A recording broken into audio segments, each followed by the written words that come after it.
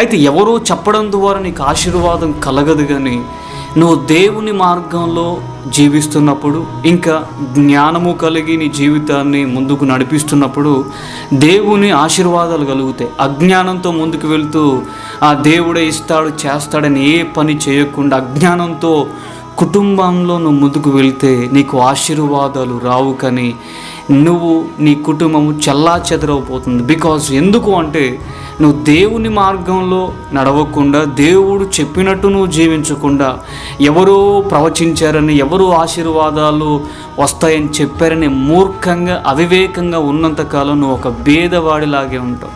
Bible అనేక చోట్ల చెప్తుంది, దేవుని మార్గములో జీవిస్తున్నప్పుడే, దేవుని మాట చొప్పున జీవిస్తున్నప్పుడే దేవుని యొక్క ఆశీర్వాదం కలుగుతుంది.